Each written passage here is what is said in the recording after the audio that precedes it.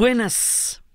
Hoy, dentro de nuestros episodios del año 1, vamos a celebrar los 70 años de un hecho que ha sido absolutamente trascendental en la geopolítica contemporánea. En 1951, en el Tratado de París, entre Francia, Alemania Occidental, Italia, Bélgica, Luxemburgo y los Países Bajos, se firmó lo que se conocería como el Pacto del Carbón y del Acero. El Pacto del Carbón y del Acero es el origen de la Unión Europea. Entonces vamos a contar esta historia porque esta sí es una historia de amor y dolor y de muchas cicatrices, porque es una historia para sanar heridas terribles. Resulta que para poder hablar de esto, pues vamos a hablar del carbón y del acero, porque si no, ¿por qué habría de suceder una barbaridad tan grande por esto? Resulta que hace millones de años, hace 300 millones de años, los bosques carboníferos se extendieron y dieron origen a lo que hoy conocemos como el combustible fósil y dieron la posibilidad de que se convirtiesen en carbón mineral. Este es un azar de la geología. Imagínense que la Tierra está llena de recursos de muchísimas naturalezas, de minerales, de ríos, de aguas, que existen desde que existe el planeta. Y después llegan los humanos. Y luego los humanos van a poner encima de estos recursos una invención relativamente reciente que se llaman los estados nacionales. Y encima de esos estados nacionales que van a quedar sobre los recursos forjados durante milenios en la historia de la Tierra, millones de años, van a quedar las fronteras. Y en las fronteras van a quedar las reparticiones de los discursos nacionalistas. Y eso va a generar un montón de guerras.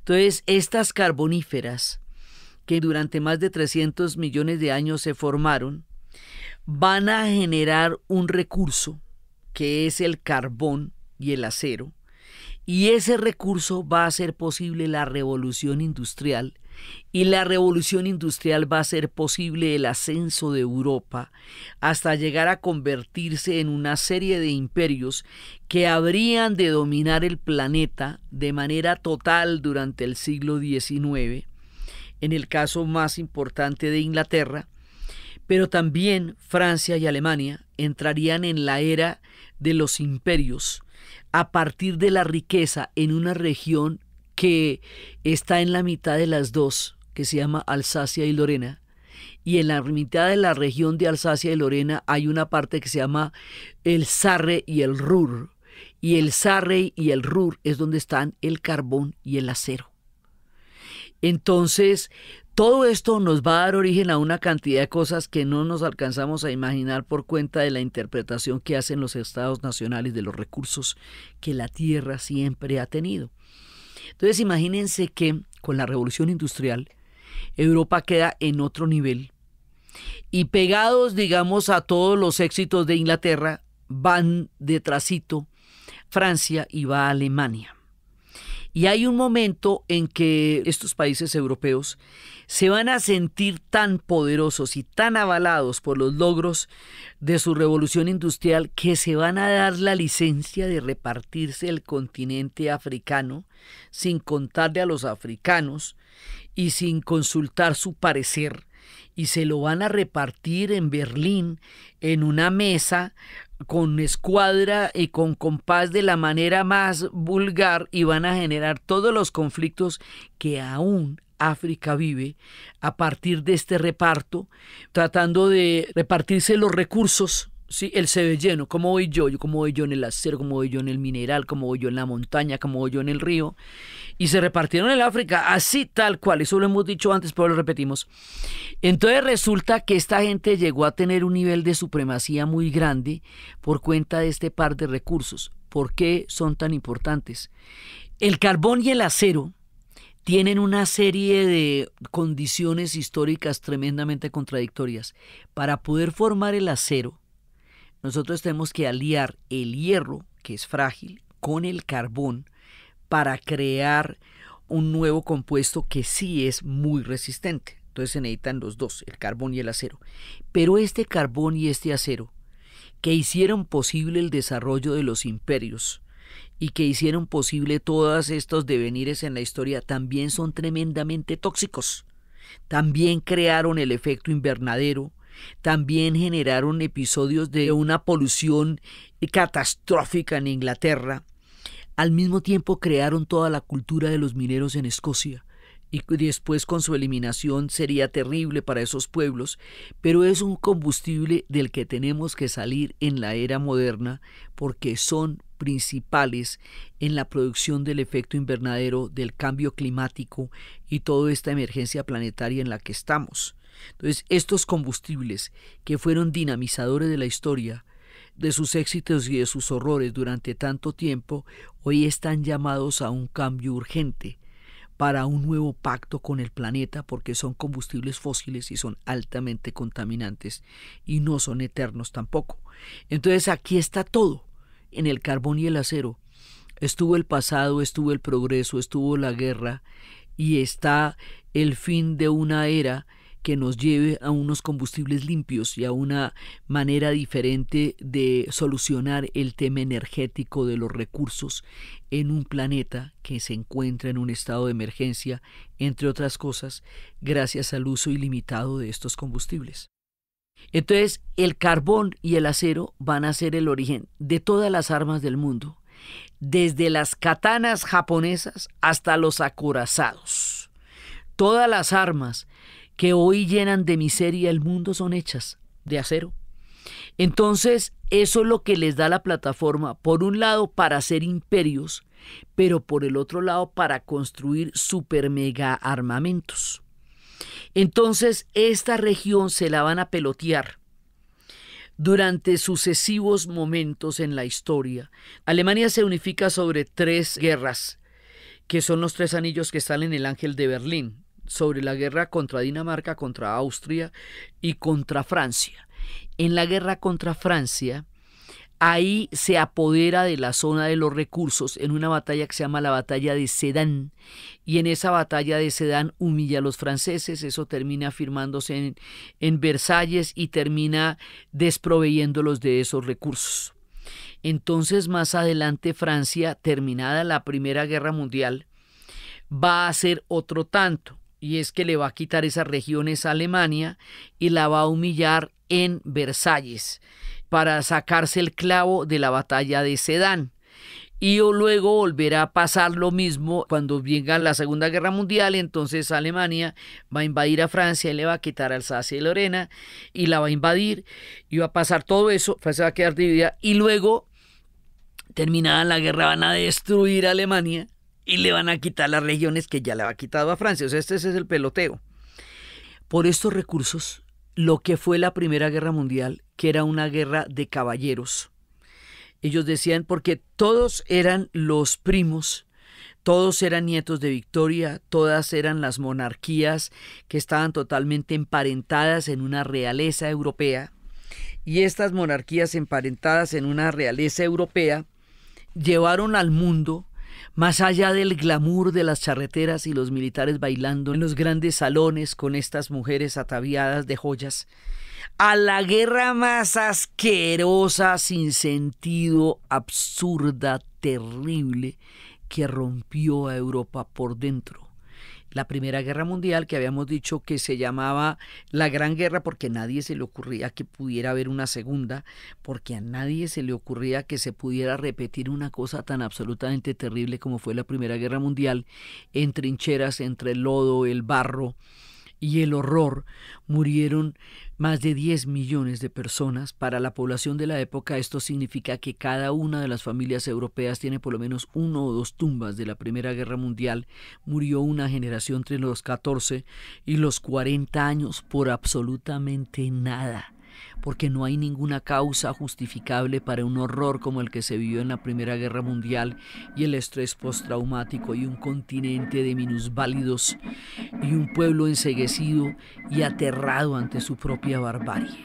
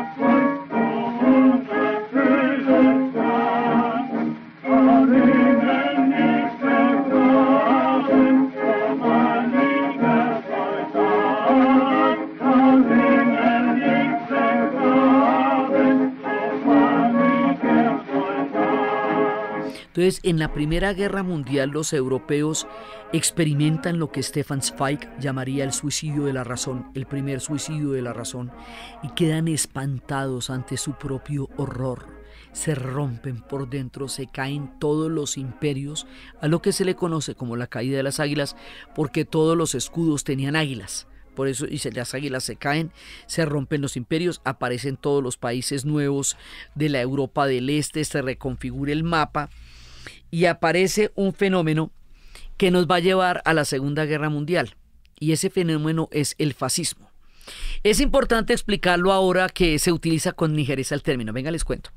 Resulta que Gabriel D'Annunzio, que originalmente era un poeta, considera que Italia quedó, digamos, muy mal parada de la experiencia de la Primera Guerra Mundial y que en el reparto de las nuevas naciones no le tocó a ella ni el Trieste ni el Fiume, que quedaron del lado de la Dalmacia, de lo que se formaría Yugoslavia.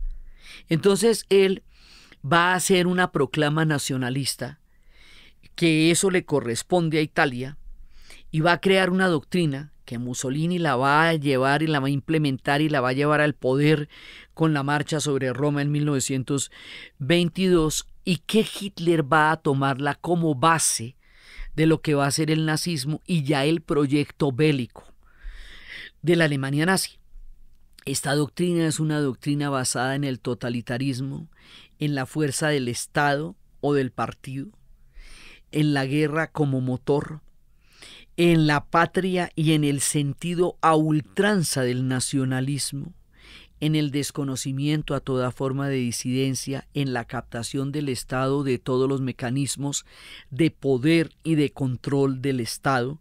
Es totalitarista porque no admite ninguna diversidad de poderes con absolutamente nadie más, desconoce todos los elementos de las jóvenes democracias que en ese momento se estaban forjando en una Europa que recién salía de las cenizas de la Primera Guerra Mundial. El fascismo es un estado patriarcal al extremo, se compone de una serie de símbolos, de imaginarios, de seducción de la masa, de las mujeres como criadoras de los soldados de la patria, de la guerra como objetivo y como motor, y de la muerte como triunfo de lo que va a ser, digamos, la guerra, la batalla. Todo esto son imaginarios del fascismo que tiene un contenido simbólico cuidadosamente programado y que capta de la masa el sentido de la fascinación de la muerte y de la guerra. Es terriblemente tanático y es terriblemente puntual en cada una de sus doctrinas y en cada uno de sus postulados. Entonces, en el fascismo no hay disidencias, en el fascismo lo que hay es muertos, avalados por una doctrina superior que en el caso de los alemanes se montaron en la raza superior y en el caso de los italianos se montaron en la antigua gloria del Imperio Romano. Quisieron revivir el Imperio Romano, por eso invadieron Etiopía en las condiciones más indignas del mundo. Entonces está que este proyecto, que es nuevo, se forma en el periodo entre guerras, va a ser aquello que Hitler va a adaptar a la historia alemana, metiéndole la teoría de la superioridad racial y la del espacio vital, y va a reconstruir una Alemania destruida hasta los cimientos sobre la base de una economía de guerra que va a generar muchísimo empleo, de tanques y de armamento y de uniformes, y que va a crear una rápida reactivación económica desconociendo los tratados de Versalles y creando una economía de guerra. Esa economía de guerra está basada en el carbón y en lo cero, en la recuperación de esas provincias, porque Alemania después de la Primera Guerra Mundial la despedazaron, le quitaron esas regiones, el Sarre y el Ruhr, que era donde se producía el carbón y el acero, le quitaron los ejércitos, la pusieron a pagar la reconstrucción de Europa, le hicieron realmente unas condiciones inviables para seguir como país. Entonces, sobre eso que se llama la ira narcisística, que fue todo lo que sufrió Alemania, es que se monta el nazismo y recupera estas dos partes, Alsacia y Lorena, y las pone como parte fundamental del proyecto bélico que se va a armar ahí. Entonces se va a armar la Segunda Guerra Mundial.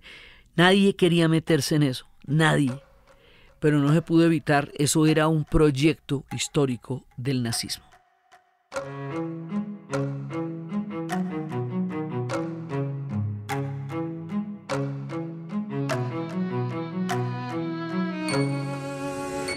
Aquí empieza el espacio comercial. Les quiero contar de un personaje que a mí me encanta, siempre me ha encantado, se llama George Westinghouse.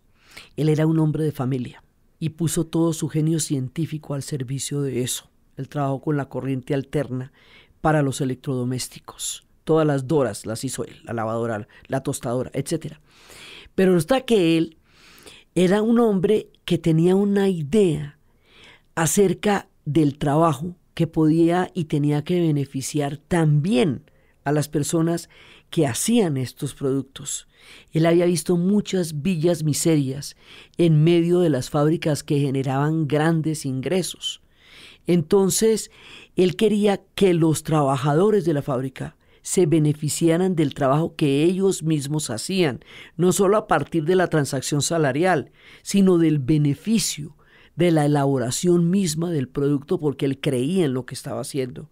Entonces creó una ciudadela alrededor de la fábrica, donde todos los trabajadores tenían acceso a los productos que fabricaban diariamente. Y eso les trajo una cantidad de comodidad y bienestar en la vida cotidiana, que era lo que estaban procurando hacer para el resto del país. Era una idea bien importante, interactiva y solidaria de lo que son estos trabajos para una sociedad. Ahí hay un espíritu que va más allá de la ciudadela alrededor de los productos de Westinghouse. Es el espíritu de que como empleador, líder, cabeza de empresa, lo que quieran, se brinde mucho más que una transacción. Se brinde un bienestar, un propósito, un ambiente seguro, incluyente, agradable, algo que le da una valía particular al hecho de estar en ese trabajo, en esa empresa. Y en la lista de cosas que van más allá del sueldo, una que puede ser bien importante y bien bonita es la posibilidad de seguir aprendiendo. Todo esto viene a cuento porque el patrocinador de este episodio es Platzi, que es una plataforma de aprendizaje en línea.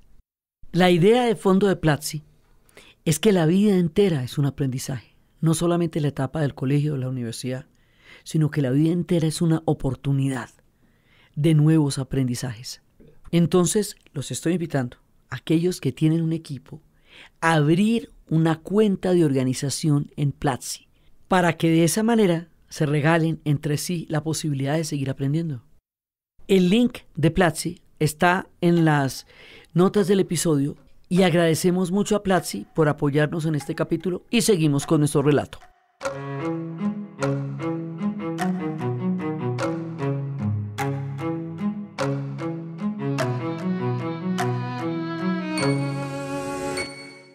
Viene la Segunda Guerra Mundial y la Segunda Guerra Mundial rompe a Europa ante el mundo.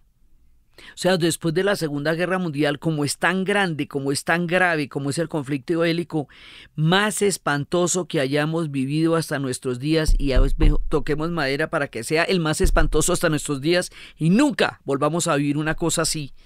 Entonces, en la Segunda Guerra Mundial ya se echaron 50 millones de muertos, no 20, 50 millones de muertos.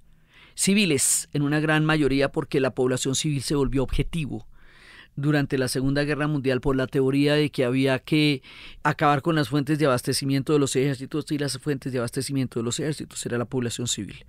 Entonces esto va a ser la barbaridad. Y aquí va a estallar en la mitad del horror, el horror dentro del horror que fue el Holocausto y toda la persecución a la población judía sistemática como una fábrica de muerte, y a la población republicana y a todas las demás personas que fueron llevadas a los campos de concentración, que eran todos los disidentes, los homosexuales, los extranjeros, los comunistas, los anarquistas, los socialistas, todos los que tenían una doctrina política, ética, orientación, todo lo que fuera diferente al proyecto nazi terminó en los campos de concentración. Entonces Europa una vez más se enfrentó al espanto, una vez más al suicidio de la razón, y una vez más se vieron a la cara del horror. Dijeron, bueno, no es posible. O sea, esto no podemos volver a caer en una cosa de estas. Ahí sí se van barranco abajo, porque después de la Segunda Guerra Mundial Europa perderá la hegemonía de la era de los imperios, después vendrá la descolonización, después vendrá la pérdida de todos los imperios que habían adquirido durante la Revolución Industrial, de toda su hegemonía, y ellos son conscientes de que ya se les fue ese tren, que los Estados Unidos y la Unión Soviética, con el invento de la bomba atómica, quedaron en otro nivel, con la victoria sobre los nazis, forjada y hecha por los soviéticos, porque fueron ellos los que en Stalingrado y en Kursk finalmente los derrotaron, pero todo fue un conjunto. Tiene que ver con el desembarco de Normandía, tiene que ver con la resistencia de Inglaterra durante el primer año antes de que la Unión Soviética o los Estados Unidos entraran en la guerra, tiene que ver con todo, pero el remate lo hacen los soviéticos con su pellejito. O sea, su pellejo significa 27 millones de personas muertas, que son estados completos desaparecidos, de los 50 que murieron durante la Segunda Guerra Mundial. Entonces, la Unión Soviética y los Estados Unidos quedan como las nuevas potencias, con una supremacía nuclear sobre el mundo, que lleva a otro orden geopolítico totalmente diferente, que es el que conoceremos como la Guerra Fría. Entonces los europeos se pellizcan y dicen, ¿sabe qué? Nosotros nos quedamos atrás, nosotros la perdimos, aunque hayamos ganado, la perdimos, y tenemos que hacer algo porque ninguno de nuestros países va a lograr un lugar en este nuevo mundo por separado. Eso nos toca a todos juntos. Bueno, Alemania la repartieron. En la conferencia de Yalta se decidió la destrucción total y absoluta de Alemania, y la destruyeron total y absolutamente, eso no quedó nada. Y la idea original de Stalin era reducirla a un estado pastoril. Y los Estados Unidos dijo, bueno, y tampoco, me parece un poquito exagerado, porque es que no podemos reconstruir Europa sin reconstruir Alemania, es una pieza clave. Entonces, bueno, Alemania entrará en el Plan Marshall, la Alemania Occidental, y la Alemania Oriental será como la punta de lanza de todo el proyecto soviético en Europa. Entonces resulta que en este momento, en un principio, otra vez quedaban los aliados en disposición de explotar el carbón y el acero a voluntad en las regiones alemanas del Sarre y del Ruhr, entre Alsacia y Lorena, y entonces Konrad Adenauer, el canciller alemán que preside y lleva a Alemania hacia la reconstrucción, el canciller alemán que pidió perdón, se arrodilló ante Auschwitz para que devolvieran a los soldados alemanes arrastrados después de la Segunda Guerra Mundial, que fueron detenidos 10 años más después de la guerra hasta que los devolvieron, ya hechos fantasmas a una Alemania rota y ya reconstruida por las mujeres en ese momento.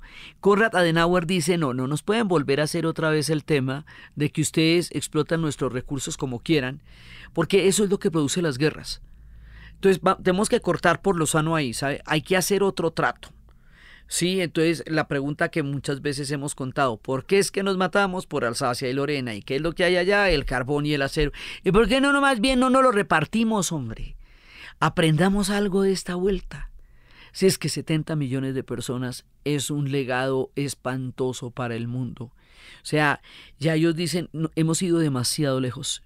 Ya no podemos sostenernos moralmente frente al mundo después de lo que nos hemos hecho y le hemos hecho al mundo. Esto ya pasamos los límites de todo lo considerable o lo posible, porque Europa quedó arrasada físicamente. Europa quedó arrasada militarmente en muchos lados. Europa quedó quebrada políticamente porque pues toda estuvo invadida por el nazismo. Pero Europa quedó moralmente rota. Europa perdió su rumbo. Europa se miró a sí misma desde los ojos de la barbarie, cuando ella se había autoproclamado como la civilización del planeta. El golpe es brutal y eso es lo que va a hacer toda la escuela de Frankfurt. La teoría crítica de la sociedad, que es la filosofía alemana, es tratar de entender por qué se llevaron al nivel de los abismos que se llevaron, porque una fuerza tanática tan terrible fue capaz de arrastrarlos hasta el barranco de la historia. El pacto del carbón y el acero es un intento por remendar eso. Meet again. Don't know where, don't know where, but I know we'll meet again some sunny day.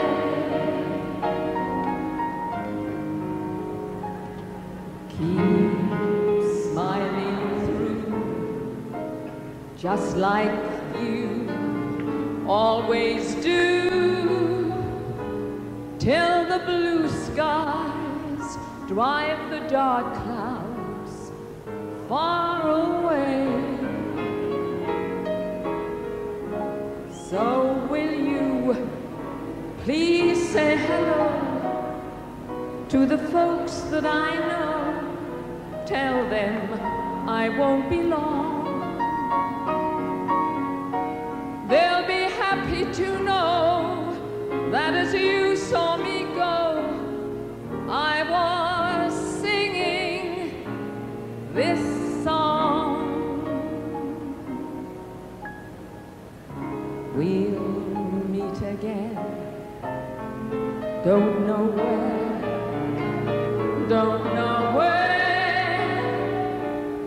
but I know we'll meet again some sunny day. El pacto del carbón y el acero es un intento por cerrar heridas, por impedir guerras paneuropeas, porque cuando ellos se les salta el fusible, acaban con todo, ¿me entiendes? O sea, ellos tuvieron la guerra de los 100 años, la guerra de los 30 años, la gran guerra del norte, la guerra napoleónica. Ya las guerras napoleónicas fueron de otro nivel, porque ya fueron sobre todo de Europa. Eso ya estuvo bastante tenaz. Pero la Primera Guerra Mundial es la pasada de todas las pasadeces, y la Segunda Guerra Mundial es la ruina total de ellos. Entonces dice, nosotros no podemos volver a tener guerras intereuropeas, porque las guerras intereuropeas nos aniquilan.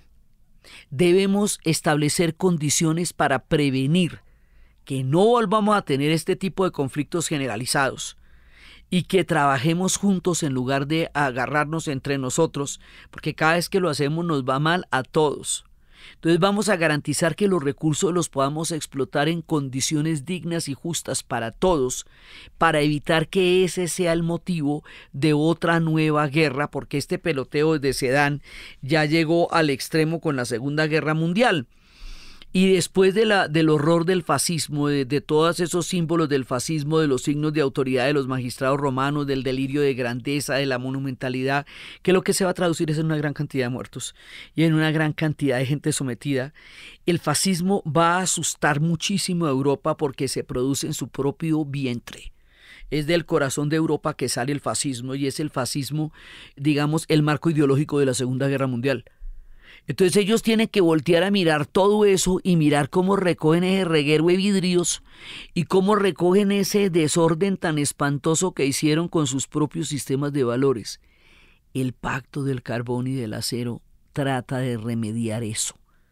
Por eso es que es tan importante, porque dice, no, vamos a ponernos de acuerdo y vamos a hacer esta vaina bien. En ese momento se reúnen una serie de personajes. Ellos dicen, bueno, ¿cómo vamos a vivir dentro de la Guerra Fría con una Europa dividida además? Porque acuérdense que la mitad de Europa quedó en el reparto de Yalta y de Potsdam del lado de la Unión Soviética, a pesar de que en esos países había gobiernos democráticos en el exilio, y a pesar de que esos países, en el caso de Polonia, estuvo esperando hasta último minuto que respetaran su autonomía y se la entregaron a los soviéticos como la habían repartido antes de la guerra. Polonia tiene las peores partes, y el caso de Hungría le cobraron todo lo que no le cobraron a Austria. Entonces, bueno, con una Europa rota, ¿qué hacemos? Bueno, pues del ahogado el sombrero y del sombrero la cinta. Este es el pedacito que tenemos.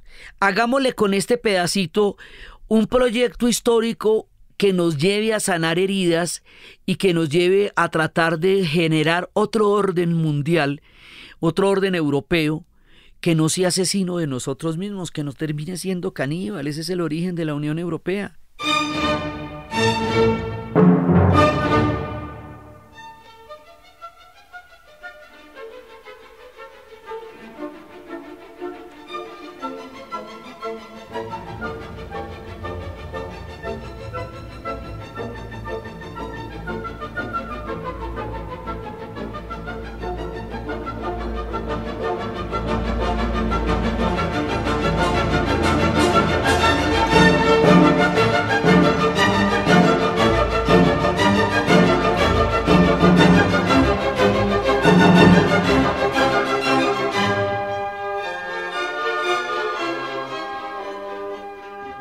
Entonces vamos a crear de a poquitos. Ahorita no somos sino 5 gatos. Vamos a crear una comunidad de naciones entre 5 gatos. Ahí empiezan los personajes. Robert Schuman, ministro de Relaciones Exteriores de Francia, entre 1948 y 1953. Él es uno de los principales activistas de lo que se conoce como la Nueva Europa. Y la idea era que Europa no se hará de una vez ni en una obra de conjunto, se hará gracias a las realizaciones concretas que creen en primer lugar en una solidaridad de hecho. La agrupación de las naciones europeas exige que la oposición secular entre Francia y Alemania quede superada, por lo que la acción emprendida debe afectar en primera instancia a Francia y Alemania. Eso es parte de su discurso. Es que la pelotera era entre Francia y Alemania. Entonces vamos a reconciliar a Francia y Alemania para poder tener una Europa unida. Porque por ahí era que se rompía. Ese era como el hueco que tenían. No podemos hacerla con toda Alemania. Alemania está rota, ¿no? La otra Alemania forma parte del bloque soviético. Pero la que tenemos, la occidental, solidarizar ese eje, que fue el eje del conflicto, es el origen de la nueva Europa. Por eso es que Alemania y Francia son pues los pilares de la Unión Europea. Por eso usted siempre está oyendo hablar que Merkel y que Macron y que Merkel y que Macron. Bueno, pues que es que ellos son la dureza del tema. De ahí parte todo. Schuman también consideraba que la unidad de Europa Occidental era un ingrediente fundamental para el mantenimiento de la paz mundial, por lo anteriormente mencionado. La contribución que una Europa organizada y viva puede aportar a la civilización es indispensable para el mantenimiento de las relaciones pacíficas. A partir de la Segunda Guerra, del final de la guerra, empiezan a hacerse un montón de tratados de paz y aquí necesitamos arreglar este asunto, pero necesitamos arreglarlo de verdad. Entonces, para eso necesitamos que Alemania y Francia puedan disponer de estos recursos de una manera clara, transparente, de una forma en la cual sea equitativo para ellos. Ahora, esta zona queda bajo la influencia de los Estados Unidos, porque igualmente el mundo va a quedar dividido entre los Estados Unidos y la Unión Soviética. Entonces, este es un asunto que tienen que resolver los europeos, pero lo van a resolver los europeos que están del lado de los Estados Unidos. Luego también Estados Unidos tiene que poder explotar el carbón y el acero cuando le parezca, ¿no? Porque, a ver, una cosa piensa el burro y otra el que lo está enjalmando. Entonces, pues ellos también tienen que poder sacar de ahí cucharitas, porque y si no él se oye como yo ahí. El principal antecedente es el llamado Plan Schuman. De ahí va a haber en este momento en Bruselas la estación Schuman. Tiene 4 bocas es gigantesca. Es como, digamos, del corazón de Bruselas es la estación Schuman por él. El Plan Schuman crea una comunidad europea de carbón y de acero que se llama el SECA, y eso es lo que va a hacer la explotación conjunta del carbón en toda Europa. Y esa creación va a estar avalada por Konrad Adenauer cuando dice: estos recursos son nuestros y nosotros tenemos el derecho a estar ahí. Y eso tenemos que estar con toda la transparencia ahí, o si no las guerras no se van a poder evitar. Entonces, de Schuman es la idea. Adenauer dice, sí, o sea, pero es que mientras nosotros no estemos ahí en igualdad de condiciones, no hemos solucionado finalmente nada. Por eso el papel de Adenauer es el que garantiza que eso también pueda existir, porque si Alemania no está de acuerdo, más adelante se van a volver a encontrar y se van a volver a enfrentar. Después aparece otro personaje que se llama Jean Monnet, que es negociante y banquero, que él empieza a materializar la creación de la Comunidad Europea del Carbón y del Acero, que es la institución incipiente. Esto se va a ratificar a través del Tratado de París, que se va a firmar en 1951, y esto se plantea como la libre circulación de los productos y el libre acceso a las fuentes de producción, la vigilancia permanente del mercado para evitar disfunciones que hicieran necesaria la instauración de cuotas de producción, el respeto de las reglas de competencia y de transparencia en los precios, el apoyo a la modernización del sector y de la reconversión. Entonces, estos personajes, Robert Schuman, Jean Monnet, Konrad Adenauer y por Italia, Alcide de Gasperi, van a crear la Unión Europea, lo que va a ser el origen de la Unión Europea, y lo van a hacer a través de esta lectura simbólica y real del carbón y del acero, para que de aquí en adelante lo que los dividió los una y para que puedan, sobre las cenizas humeantes todavía de la guerra, plantear una alternativa distinta a una Europa suicidándose y llevándose al mundo por delante cada vez que no puede superar sus conflictos. Esto es para sanar heridas.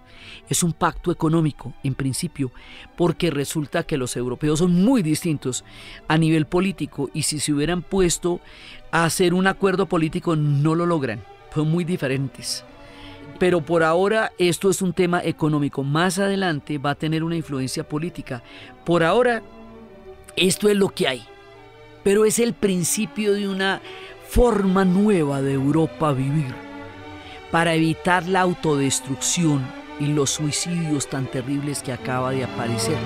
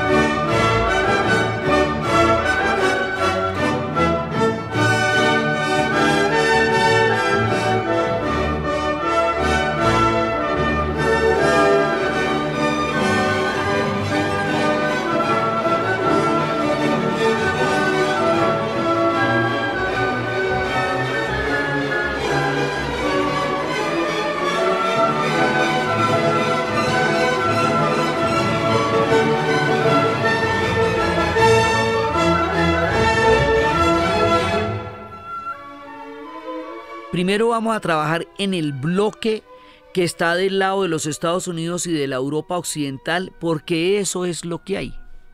Y más o menos esto se va manteniendo así, van entrando poco a poco más países, va fortaleciéndose ese pacto, va haciéndose cada vez más fuerte, más poderoso. Luego los países tienen que superar sus diferencias para entrar en ese pacto.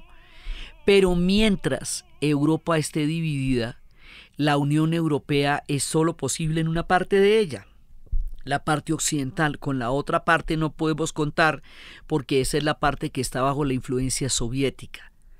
Entonces este proyecto se va fortaleciendo, se va consolidando, va teniendo cada vez más miembros, después va a entrar Inglaterra, con muchísimas reticencias, porque Inglaterra siempre ha querido tener diferente su parche al de Europa, pero igual queda en Europa. Entonces dice, bueno, yo me monto en este tren. Al principio Francia no quería, pero dice, bueno, pero a ver, ¿vamos a entrar o no vamos a entrar? Pongámonos todos de acuerdo para la foto, finalmente todos hemos sido aliados. Y después, cuando cae el muro de Berlín, cuando se reunifica Alemania, cuando caen las alambradas desde Hungría y toda la cortina de hierro que hemos contado muchas veces aquí cómo cayó, queda totalmente derribada, entonces es posible el sueño de una Europa unida. Entonces se van a poner de acuerdo para la foto, porque si con una Alemania dividida no puede haber una Europa unida. Entonces se reunifica Alemania, es una decisión que es fundamental para hacer posible la Unión Europea. Y así el Tratado de Maastricht en el 92 consolida la Unión, el euro consolida la realidad económica de ellos ya para la entrada en el siglo XXI y la Unión Europea arranca como un bloque político histórico que tenga una presencia en el escenario de las superpotencias y que tenga su propia voz en el concierto del mundo. Pero fundamentalmente para seguir con la política de cerrar heridas y construir hacia un futuro conjunto lo que antes era una rivalidad atroz entre potencias y entre países. Entonces la Unión Europea tiene, digamos, esa visión y eso empieza a generar las becas Erasmus, todos los tratados universitarios. Ya hay una generación de chicos que son europeos, que ya no son específicamente alemanes o italianos, sino que son europeos. Ya Europa se vuelve, digamos, como una patria más grande. Tienen todas las diferencias del mundo, ellos hablan todas las lenguas que ustedes quieran, tienen una cantidad de problemas históricos profundos, pero mantienen la Unión Europea. La Unión Europea va a tener dos momentos de crisis muy grande. Uno, la crisis financiera del 2008, porque como esto es un pacto económico, y en la crisis financiera del 2008 se ve, digamos, la desigualdad entre las economías como la economía alemana y la economía francesa frente a la economía griega, que va a llevar la peor parte. La otra va a ser la pandemia, porque la respuesta a la pandemia no es una respuesta unificada de Europa, sino que vuelven a poner las fronteras donde ya habían quitado todas las fronteras, la muy libre movilidad al interior de Europa, donde ya habían estado haciendo, digamos, toda la zona euro. Todo eso ellos tienen diferentes partes, la zona Schengen, la zona, los diferentes tratados, la zona euro, pero ya la tenían, digamos, bastante en consonancia. Pero la pandemia ahorita los tiene en una situación bastante complicada en términos de cómo siguen. El otro golpe brutal es el Brexit. Para entender la importancia del Brexit dentro del escenario de la Unión Europea, nosotros hicimos 2 capítulos del Brexit a comienzos de este año que les recomiendo revisitar, porque ahí explicamos paso a paso lo que significa el Brexit y por qué es un golpe tan duro para el proyecto de la Unión Europea, precisamente por eso. Entonces, en este momento, el Brexit entró en efecto. Está ocurriendo ya en términos reales. La pandemia ha vuelto a poner fronteras porque ellos están teniendo soluciones, digamos, individuales o nacionales a problemas globales. ¿Qué es lo que está pasando ahorita? ¿Cómo van a terminar de enfrentar esta crisis para seguir siendo una Unión Europea? ¿Cómo van a salir adelante de la pandemia, de las implicaciones del Brexit y mantener el sueño de cerrar heridas y de continuar juntos en un proyecto histórico que, entre otras cosas, es el único que les puede dar resultado aún en la geopolítica moderna, porque ninguno de estos estados ahora podría llegar a tener la supremacía que tuvieron en el siglo XIX, y porque el intentar hacerlo es el origen de las guerras que se han echado encima.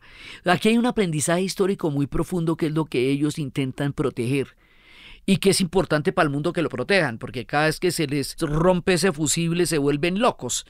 Entonces, digamos, la Unión Europea garantiza una posibilidad de paz mundial importante. Eso no deja de ser cierto. Ahorita están atravesando uno de los momentos más duros, porque la pandemia los atomizó en su respuesta frente a toda la prevención del COVID y no actuaron en bloque. No actuaron como el bloque histórico que son, sino cada uno de los países de acuerdo con sus propias restricciones, y en este momento está todo el principio de movilidad, que era uno de los fundamentos de la Unión Europea, está interrumpido por el tema de la pandemia. Esto es un escenario que nadie había contemplado y que nos toma por sorpresa a todos, y pues también toma por sorpresa a la Unión Europea, y cada cual tira para su lado. Hay problemas con los totalitarismos incipientes en Hungría y en Polonia. El de Hungría no es incipiente, el de Hungría se parece bastante más al fascismo del que les estábamos hablando antes, pero estos son contrarios a la Unión Europea. En la Unión Europea usted no puede tener totalitarismos internos, tiene que haber resuelto sus dictaduras, como le tocó a Portugal y a España para poder formar parte de la Unión Europea, tiene que haber resuelto sus problemas internos. Digamos, la idea era que si usted tuviera que llegar a la Unión Europea habiendo saneado sus propios problemas internos para no trasladarlos a la Unión Europea. Entonces, pues ellos tienen una cantidad de problemas en este momento. Ellos tienen una política de subsidiariedad y de solidaridad, y es que tienen que darse la mano los unos a los otros en todas las diferentes circunstancias para poder continuar juntos el sueño de una Europa unida. En este momento, pues la están pasando terribles, pero el mundo entero lo está pasando terrible y nadie tiene respuestas que ellos tampoco tienen. Pero de todas maneras sigue existiendo la Unión Europea, y mientras siga existiendo la Unión Europea, la intención histórica de cerrar heridas sigue siendo válida y sigue siendo importante. Por todo el proceso histórico de semejante envergadura, por las heridas que se cierran, por la idea de crear una comunidad en lugar de un conjunto de países destruyéndose los unos a los otros, por todo lo que significó el que estos imperios y estas colonias hayan hecho tantos estragos en la tierra y ahora se hayan concentrado en tratar de encontrar una armonía juntos, por el azar histórico de dónde quedan los recursos en el planeta Tierra y la manera como la geopolítica hace el uso de ellos que le convenga a cada orden histórico, y el papel que el carbón y el acero tuvieron entrelazar la geopolítica, la guerra y la tragedia, y sea por ahí el origen de la reconstrucción y una nueva mirada de una Europa que quiere aprender de su pasado y salir de las cenizas en ese año de 1951, cuando recién terminada la guerra todo dolía, todo sangraba y Europa estaba devastada. Por eso, en el año 1, nos vamos al Pacto del Carbón y del Acero para dar origen al sueño de la Unión Europea, con todos los problemas que hoy tiene, pero la existencia que aún mantiene como un bloque histórico que plantea nuevas miradas distintas a la solución de la guerra y la destrucción. Entonces, desde el suicidio de la razón, desde cerrar heridas, desde configurar otro tipo de mirada sobre el mundo, desde los aprendizajes de la historia, desde los acuerdos, desde los pactos, desde las posibilidades de revertir las horribles realidades de la guerra a través de los acuerdos y el fortalecimiento y el sueño de una mirada distinta de Schuman, de Monnet, de Adenauer, y lo que hizo posible una geopolítica distinta para el continente que lo sacara del horror de las guerras como un destino crónico del que parecía no salir nunca en la narración de Ana Uribe. Y para ustedes feliz día, cualquier día que ese sea.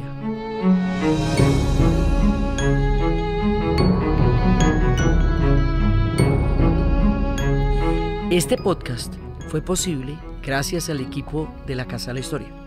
Diana Suárez, Milena Beltrán, Arturo Jiménez Viña, Daniel Moreno Franco. Grabado en Los Gatos Estudio, la edición y la musicalización de Eduardo Corredor Fonseca, de Rueda Sonido, y siempre con la ayuda fuerte y poderosa de Santiago Espinosa Uribe y Laura Rojas Aponte del podcast Cosas de Internet.